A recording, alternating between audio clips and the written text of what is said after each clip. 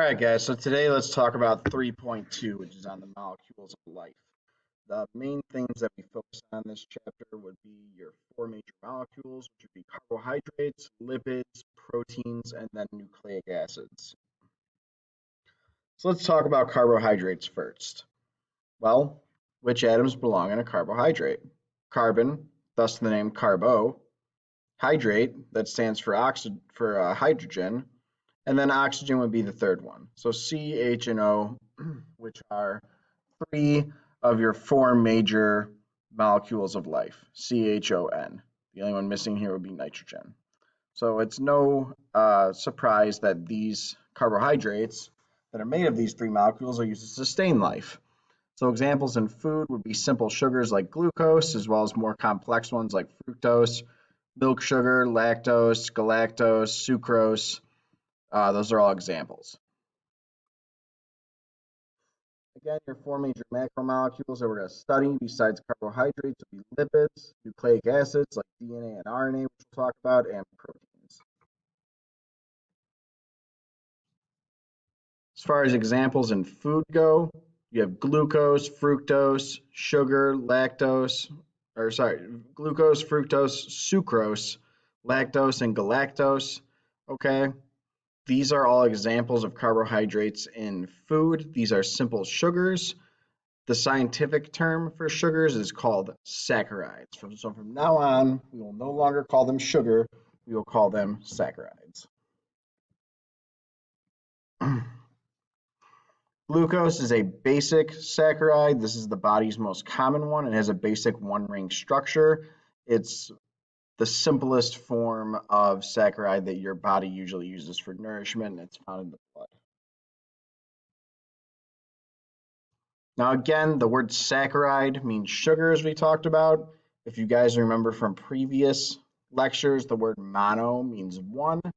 So a new word for one sugar, according to the new language we just learned, would be mono, one, saccharide, sugar.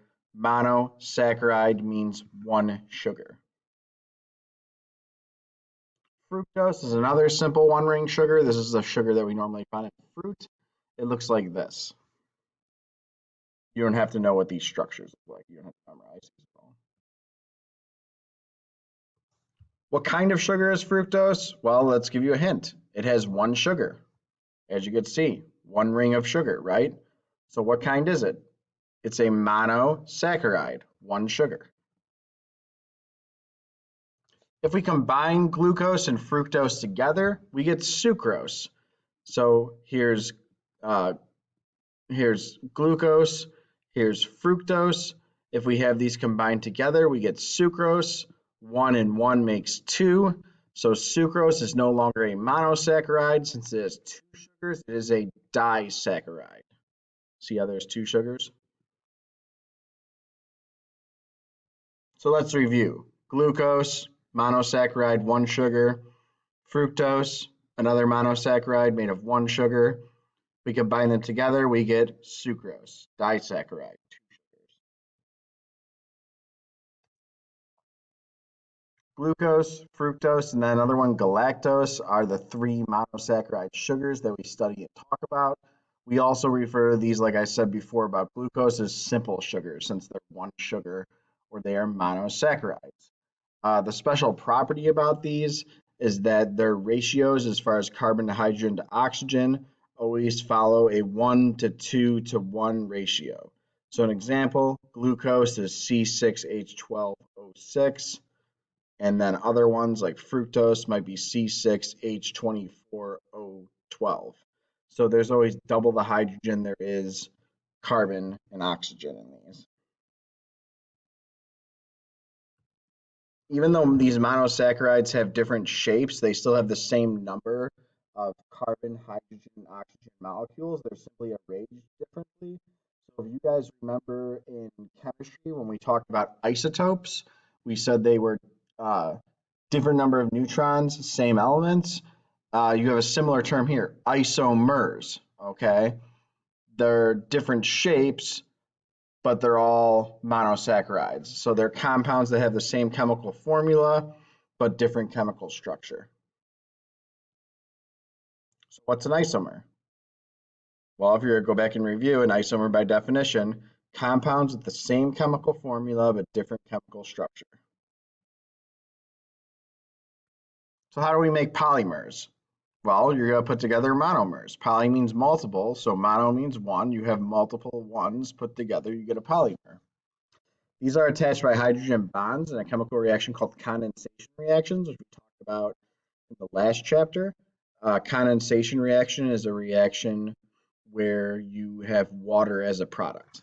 So the reason that's called that is because water molecules are released when the bonds are formed. So the water formation is referred to as condensation. So condensation is a reaction since water is formed. If we break apart a polymer, we have the splitting of water, which is referred to as hydrolysis.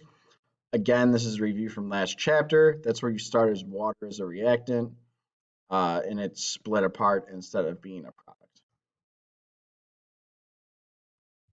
Breaking and making bonds is critical for survival. When you break bonds in your body, that's how you make body heat. When you break bonds in your body, that's also how you get the energy that you use to function every second. That's where I'm getting the energy right now to even have this lecture. Okay? But besides breaking bonds, making bonds is also critical survival. You have to make bonds and you have to have those bonds made in order for us to break those bonds when we need body heat and when we need energy. So breaking bonds releases energy, and then when we eat and store food, we make bonds to store energy. We do this in the form of a molecule called ATP, which we referenced a little in the last chapter, okay, or the last section. ATP stands for adenosine triphosphate, ATP. So how many phosphates groups does it have? Well, if you look, it's triphosphate. Tri means three, so there's three phosphate groups. This will be different than adenosine diphosphate, which would have two phosphate groups since di means two. When bonds break, energy is released. When bonds are made, energy is stored.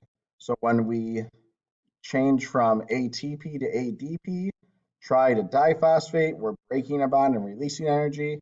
When we go from ADP to ATP and we add another phosphate bond, we store energy.